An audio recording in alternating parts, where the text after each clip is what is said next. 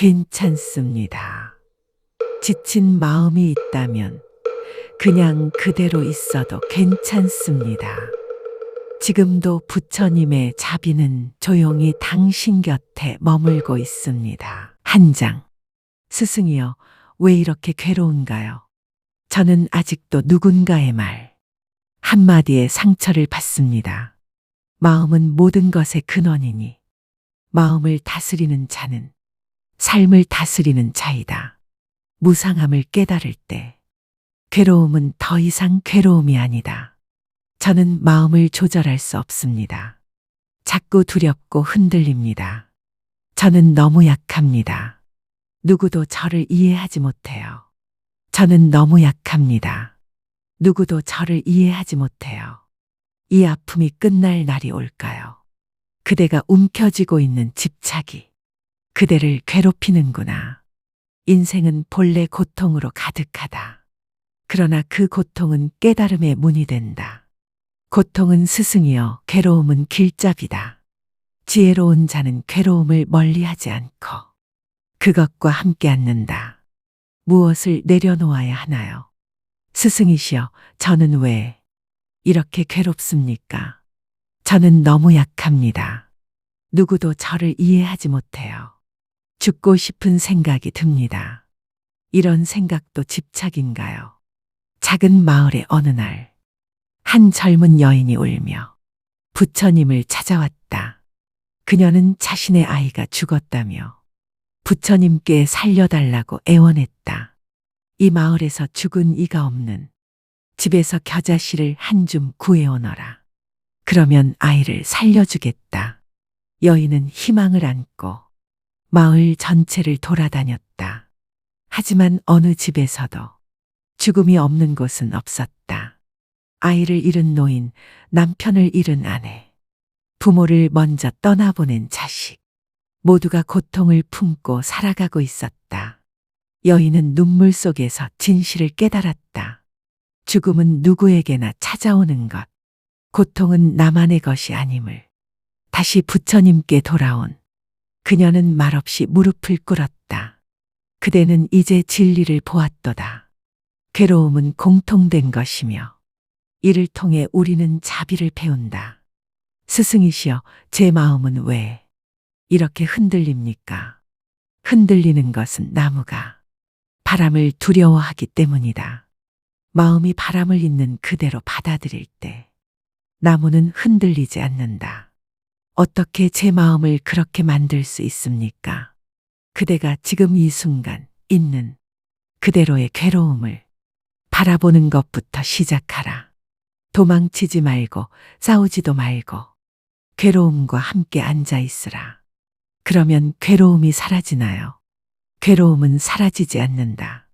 그러나 괴로움을 보는 눈이 달라질 것이다. 그것이 진정한 해탈이다. 스승이시여, 제 고통은 끝이 있습니까? 괴로움은 바다와 같아서 헤엄칠 줄 모르면 빠져 죽는다. 그러나 지혜는 배와 같아서 그 바다를 건너게 하느니라. 스승님, 저는 지혜가 없습니다. 그러므로 그대는 묻고 있다. 묻는 자는 이미 지혜로 나아가고 있는 중이다. 한 남자가 있었다. 사랑하던 아내를 잃고 그는 세상과 인연을 끊고 싶어 했다. 그는 부처님께 물었다. 이 고통을 어떻게 하면 없앨 수 있습니까? 부처님은 미소 지으며 말했다. 그대는 아내를 정말 사랑했는가? 그렇습니다. 누구보다도 깊이 사랑했습니다. 그 사랑이 진실하다면 그대의 고통 또한 진실하도다. 그대가 지금 느끼는 괴로움은 사랑의 그림자이다. 그럼 이 고통은 좋은 것입니까? 좋고 나쁨은 없다. 다만 받아들이고 놓아야 할 뿐이다. 그 남자는 울었다. 하지만 그 눈물은 처음으로 그를 자유롭게 했다. 스승님, 저는 무언가를 계속 붙잡고 있습니다. 붙잡는다는 것은 흘러가는 것을 멈추려는 마음이다. 삶은 강물과 같아서 흘러야 한다. 잡으려 할수록 괴로움은 커진다. 그럼 아무것도 바라지 말아야 합니까? 욕망을 없애려 하지 마라. 다만 욕망을 바라보되 거기에 자신을 잃지 말라. 괴로움 속에서 제 자신을 잃고 있습니다. 괴로움은 안개와 같다. 가만히 있으면 지나가지만 휘젓고 저항하면 더 짙어진다. 저는 아직 멀었습니다. 그러므로 그대는 계속 가야 한다. 먼 길을 두려워 마라. 길 위에 있는 한. 그대는 이미 도를 향해 가고 있다. 2장. 마음이 괴로움의 씨앗이네. 마음은 불처럼 번진다. 다만 알아차림이라는 물이 그것을 식힌다. 마음을 다스리는 것이 이렇게 어려울 줄 몰랐습니다. 고요한 마음이란 도대체 어떤 것입니까? 제 마음은 너무 시끄럽습니다. 멈추질 않습니다. 명상을 해보려 해도 온갖 상념이 몰려옵니다. 마음은 원숭이처럼 날뛴다. 그것을 길들이는 것이 수행이다. 제 마음이 저를 속이고 있는 것 같습니다. 모든 것은 마음에서 비롯된다. 고통도, 해탈도 마음 안에 있다. 너의 생각이 괴로움을 만든다. 생각을 바라보면 마음이 고요해진다. 지혜로운 이는 흔들리는 마음을 탓하지 않고 바라본다. 마음을 억누르지 마라. 다만 흘러가도록 두어라. 마음을 비우라 하시지만 어떻게 비우는지 모르겠습니다. 진정한 평온은 바깥이 아니라 마음속에서 시작된다. 제 마음은 너무 시끄럽습니다. 멈추질 않습니다. 생각이 너무 많아 괴롭습니다. 고요한 마음이란 도대체 어떤 것입니까?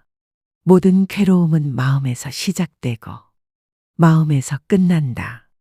지금 이 순간 그대가 고요하지 않음 또한 고요의 일부이다. 어느 날 한 제자가 부처님께 다가왔다. 그는 며칠간 명상을 시도했지만 도무지 마음이 고요해지지 않아 괴로웠다. 스승님, 눈을 감으면 오히려 더 많은 생각이 납니다. 조용히 하려고 할수록 시끄럽습니다. 부처님은 제자를 데리고 연못가로 갔다. 그곳에서 조용히 말했다. 이 물을 퍼서 항아리에 담아보아라. 제자는 연못에서 물을 떠 담았다. 그 안엔 흙과 장가지가 섞여 물이 흐려져 있었다. 이제 그대로 두어라. 시간이 조금 흘렀다. 부처님이 다시 물었다. 이제 물이 어떠하냐? 맑아졌습니다. 흙이 가라앉았습니다. 그렇다. 마음도 이와 같다. 흔들릴수록 멈추려 하지 말고 가만히 두어라. 그러면 저절로 고요해진다.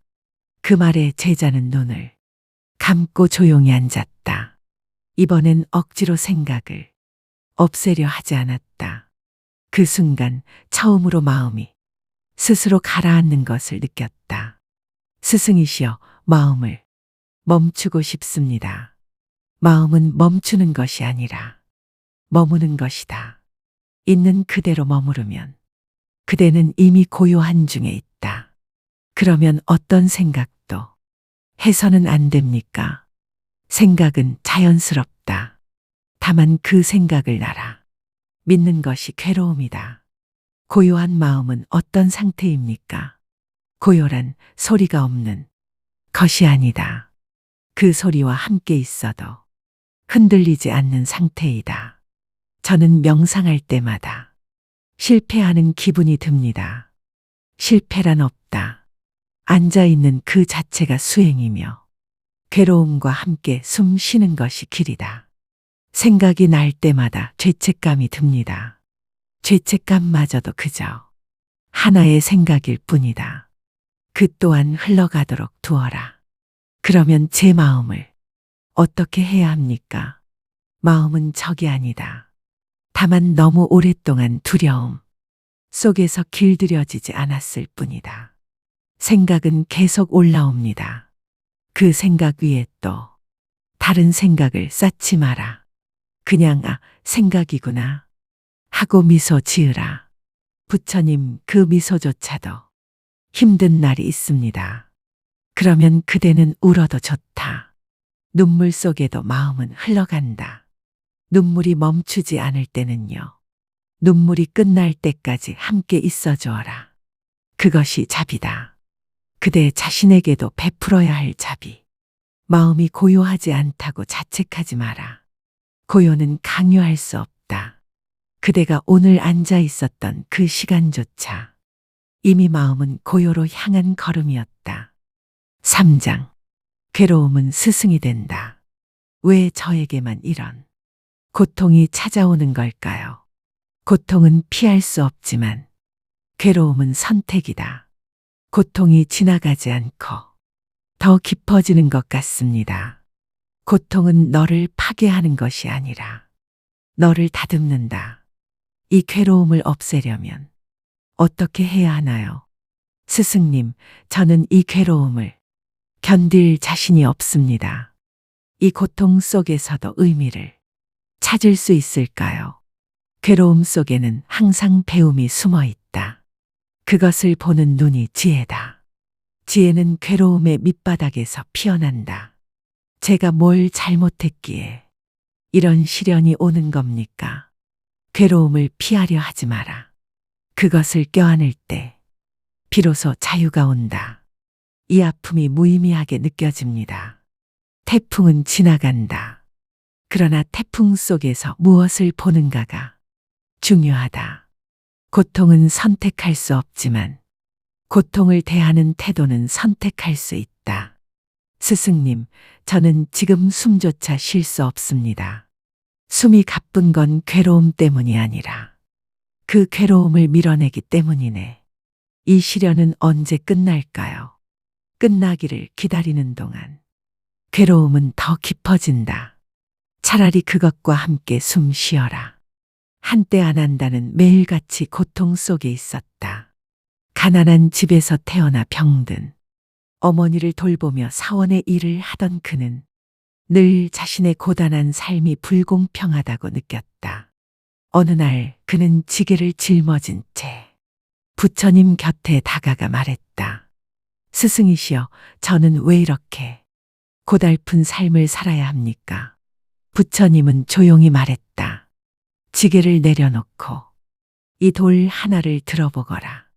안 한다는 커다란 돌을 힘겹게 들어 올렸다. 무겁습니다. 이제 이 돌을 들고 사방으로 다녀보아라. 그리고 다시 오너라. 안 한다는 땀에 젖은 채 돌아왔다. 스승님, 너무 힘듭니다. 부처님은 미소 지으며 말했다. 그렇다. 고통은 그대가 지고 다니는 돌과 같다. 놓아야 할 돌을 쥐고 다니기에 더 힘들어지는 것이다. 안 한다는 눈시울을 붉히며 돌을 내려놓았다. 그날 이후 그는 그 돌처럼 스스로 쥐고 있던 원망을 조금씩 놓기 시작했다. 고통이 왜 나를 찾아왔는지 묻지 마라. 그 고통이 너에게 무엇을 남기는지를 보아야 한다. 그 고통이 남긴 건 상처뿐입니다. 상처는 꽃이 피는 자리다. 땅이 갈라지지 않으면 씨앗은 자라지 않는다. 스승이시여, 이 고통이 제게 어떤 깨달음을 줄 수 있을까요? 고통은 거울이다.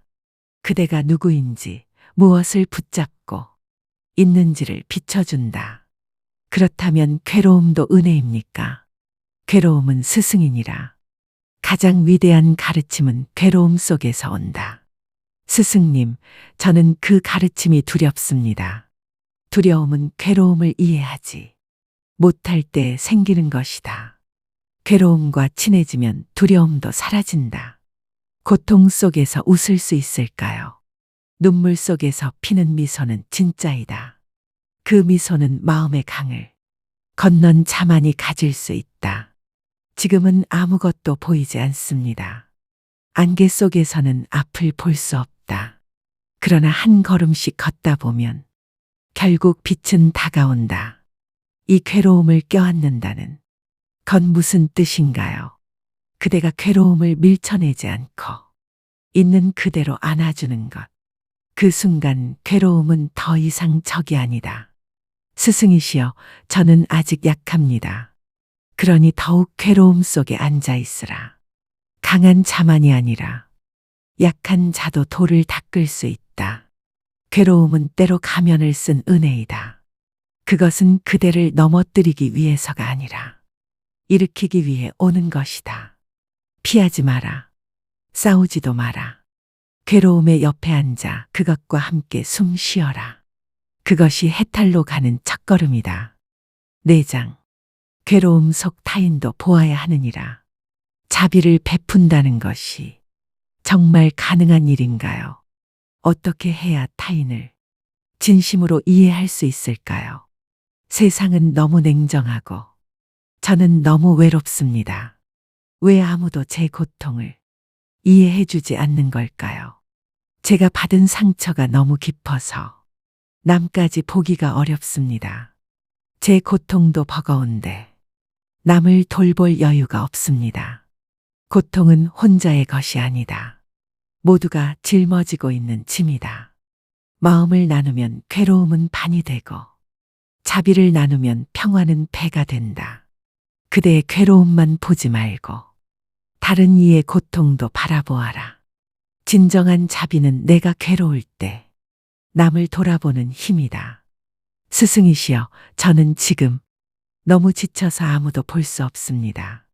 그럴수록 그대 곁에도 울고 있는 이가 있음을 기억하라. 왜 저는 자꾸 제 아픔에만 빠져드는 걸까요?